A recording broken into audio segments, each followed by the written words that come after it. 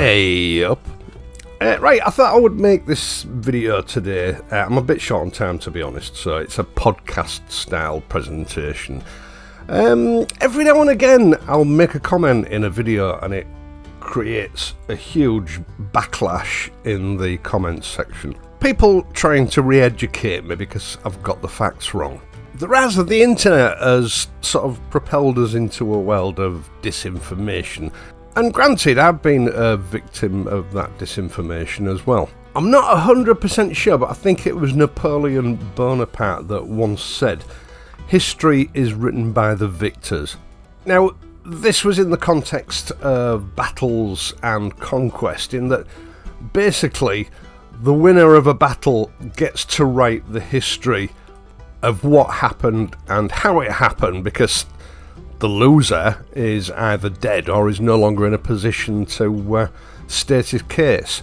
Which means that the victor can basically give his version of the historical facts. Facts that are presented in a way that, shall we say, show that victor in a good light, a better light than it would have been shown if the truth was told. Granted, the bare facts, when it happened, where it happened, the people that were involved, are always correct, but the questions as to why it happened and how it happened are often coloured to suit a specific narrative. Every monarch in every country in the world has been guilty of this historically, we know that. But it isn't a practice that is just, limited to kings, queens and emperors of the past. It happens in business as well. If you want to build a product to make money, the most lucrative way of doing it is to steal someone else's intellectual property. I mean, why spend hundreds of thousands or even millions of pounds designing something from scratch, developing it, prototyping it, testing it, and then producing a final product when you can just take a product that someone else has already done that with? You can profit from someone else's hard work and investment for virtually nothing. Now, the problem with developing your own product from scratch is quite often flaws creep into the design and you don't have enough money or time left to correct those flaws, so they're dealt with in later iterations of that particular product. And the advantage of stealing someone else's intellectual property is that while you're reverse engineering that product, you can spot these flaws and correct them for pennies on the pound compared to developing it from scratch on your own. It's a dishonest business, but that's basically how our world works. A manufacturer can quickly create a product that is better than the original product at a fraction of the cost of the original product, make a huge profit, and gradually push the originator of that product out of business. That's exactly how the mighty Japanese motorcycle industry came about. Sometimes they built British motorcycles under license, and then when the license expired, they would just continue building them under their own name. Sometimes they just bought bikes and reverse engineered the entire product. This provided them with a huge financial and development advantage that killed off the British motorcycle industry back in the 1960s. Now, there are two particular motorcycle technology designs that I want to talk about in this video. And these days they're arbitrarily attributed to certain manufacturers. One is BMW and one is Yamaha. Both are credited via the internet as being the inventors of this technology when there were nothing of the sort. In both cases, they blatantly stole someone else's technology and then marketed it as their own innovative idea. I think one of the problems we have these days is that everybody resorts to the internet when they want information, because we all know that Wikipedia is empirically correct in everything that it says, and we all know that we can 100% trust the marketing material that individual companies publish. My interest in motorcycles started back in the 1970s at least, maybe a little bit further back than that. And when I was of an age where I wasn't big enough to ride a motorcycle, I resorted to reading about motorcycles, magazines like Classic Bike and Classic Motorcycle, or I would even spend my pocket money on books relating to the histories of certain motorcycle marques. It was something that fascinated me. And what you've got to remember is that the authors of these publications actually lived in the days when these events took place. They weren't writing about something that they'd read that someone else had written. They were writing about their own experiences of the time and how things panned out. The problem with the internet is that most authors do very little research, and quite often it's just limited to reading sort of what amounts to marketing material from various companies and then portraying that as the truth. They weren't there, they don't know what happened, they're just relying on the latest version of the history. For the most part, the research that they do is only surface deep, no one fact checks it, and it's just accepted as being the truth by the average internet consumer. Now, I want to make it clear, I'm not having a pop at the companies concerned. You know, just about every company's done this. These are just two examples.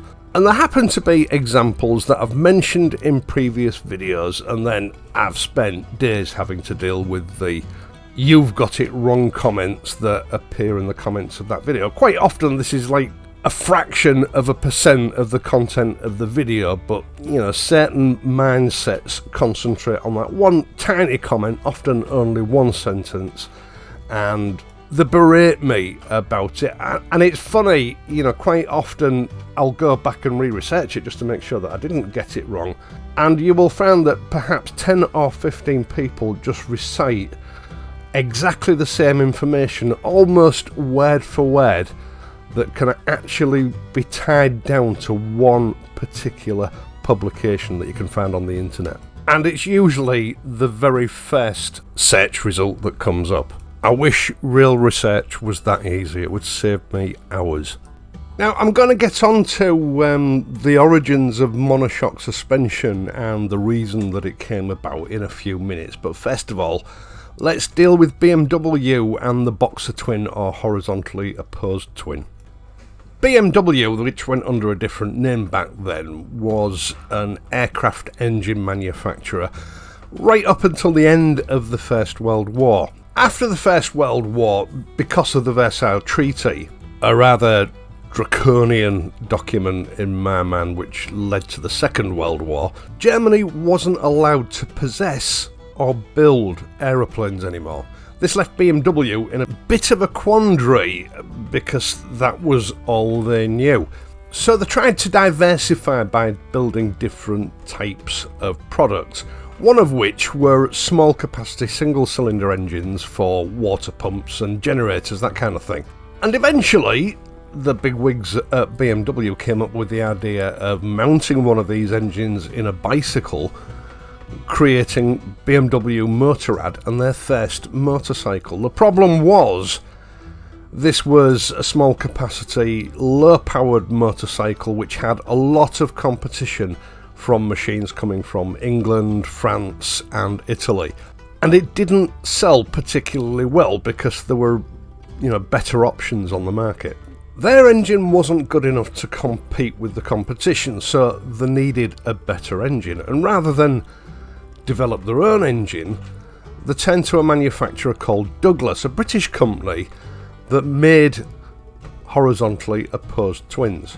Now, one account that I read 40 years ago suggests that initially they built this machine under license with the permission of Douglas for a very short space of time, but they were unhappy with the fact that Douglas was taking some of the profits from this machine, so basically they just stole the intellectual property, reverse engineered the engine and built it under their own name. Other sources cited that they simply bought a Douglas in, reverse engineered it with the same result. They had the first horizontally opposed twin engine, which was more or less a carbon copy of the Douglas product. It wasn't theirs. Now, there were some problems with Douglas's arrangement. This twin engine was mounted in line to the frame with one cylinder at the front and one cylinder at the back.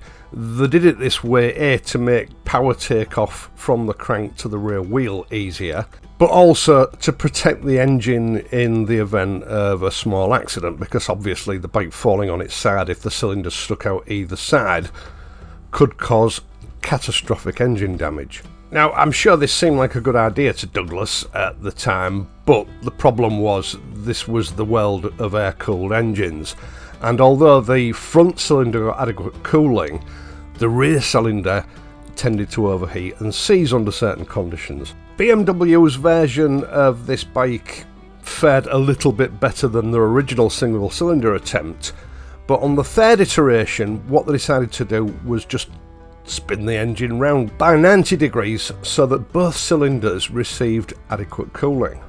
Douglas performed the same trick with their engines. I don't know whether they did it before BMW or after BMW, but the die was set. BMW had created that iconic engine configuration for which they've become famous.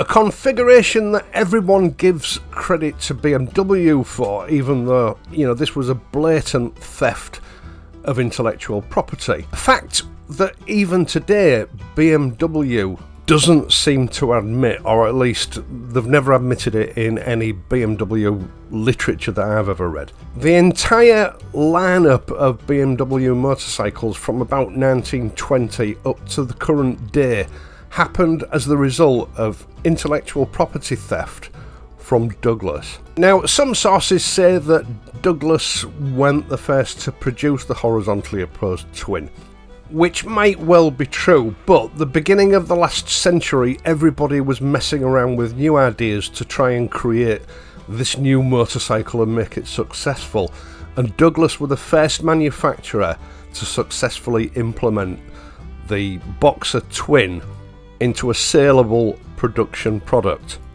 BMW just nicked it. Right, Monoshock rear suspension on motorcycles. I've made an off-the-cuff remark that Monoshock suspension primarily was introduced to motorcycles because it was cheaper than conventional dual-shock suspension. It's a cost-cutting exercise, and that really set the cat among the pigeons in the comments on that relevant video.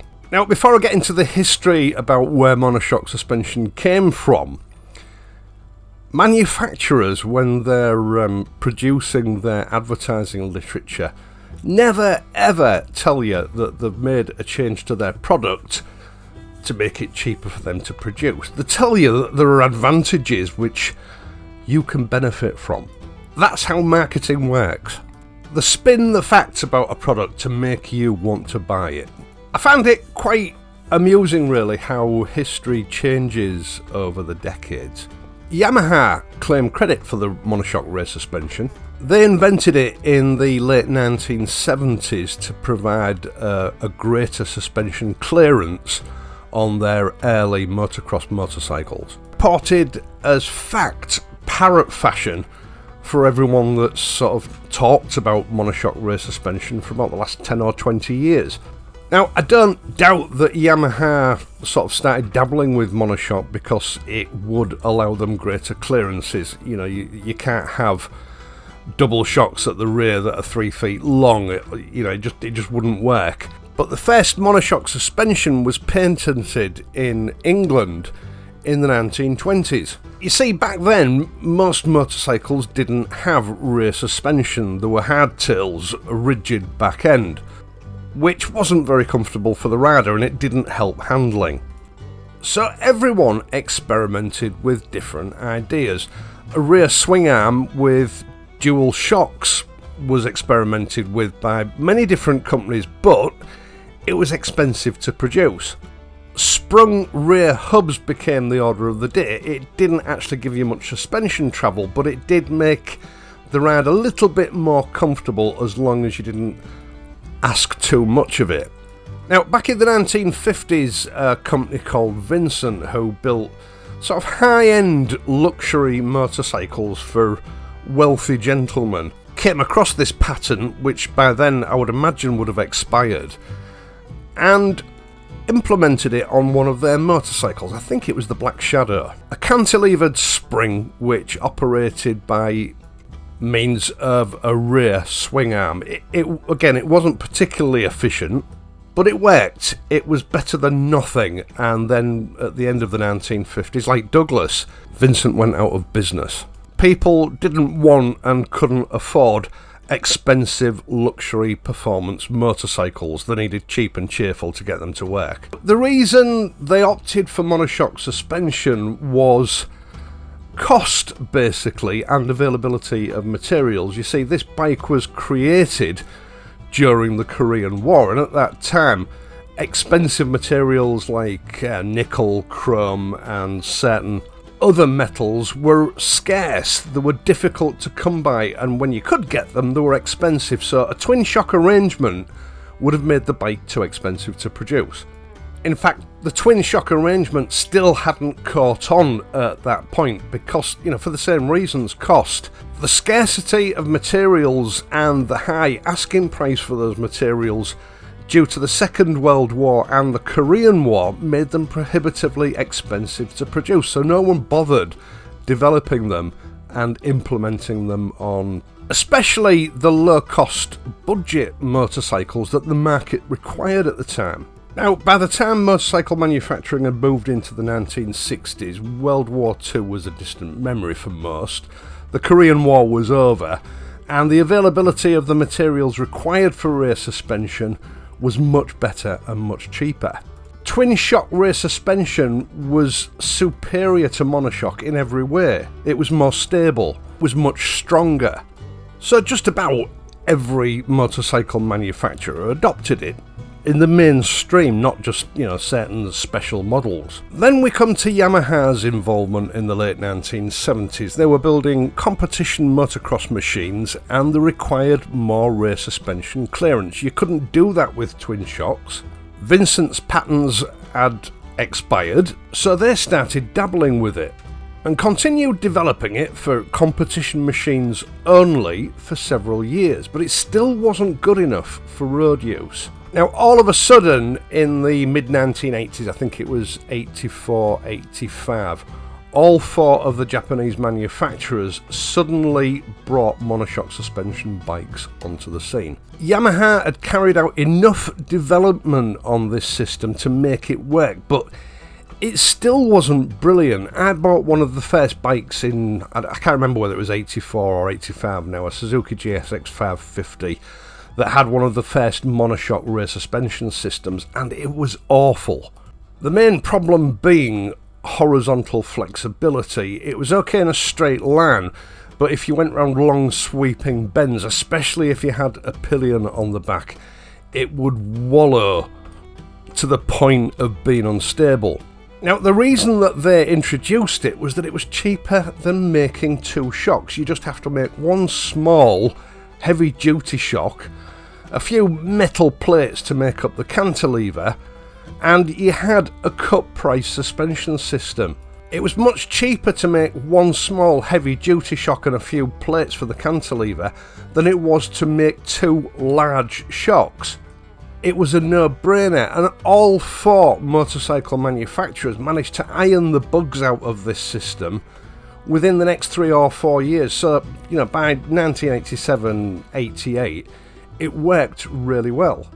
But it was a compromise, it was a cost-cutting exercise. And let's be honest, they weren't going to tell prospective customers in their advertising literature that we've made this new monoshock suspension system because it saves us an awful lot of money. They told us that it gave us all sorts of advantages, like, a weight saving for one. That was one of the things that they mentioned quite regularly. Now, fast forward almost 40 years, and monoshock suspension is mainstream, granted, but it's still cheaper to produce than a dual shock system. And that's why everyone moved over to it. And Yamaha didn't invent it. It was a British design. And ironically, the reason that twin shock suspension systems on motorcycles are often a little bit lackluster these days is that they have to cut the manufacturing costs back with cheap components as much as they can in order to be competitive with Monoshock suspension, because they're more expensive to produce. Now, it's funny, I've read the literature on Yamaha's behalf where they appear to take credit for Monoshock rear suspension. They would never have got away with that back in the 1980s, because then everyone knew that Vincent had pioneered it, and Yamaha would have been shot down in flames if they'd made that claim then. It's a relatively recent claim. That's because there are fewer people around now that remember the truth, so they know they can get away with it. They have, if you like, in later years rewritten history to take credit for the invention of the Monoshock suspension system. Right, once again, thank you so much for taking the time to watch this and my other videos, and in doing so helping to support this channel. I really do appreciate it. I'd also appreciate it if you would leave a like and subscribe to the channel if you're not already a subscriber. I am, of course, going to be back next week, so until then, please, ride safely, and I'll see you soon.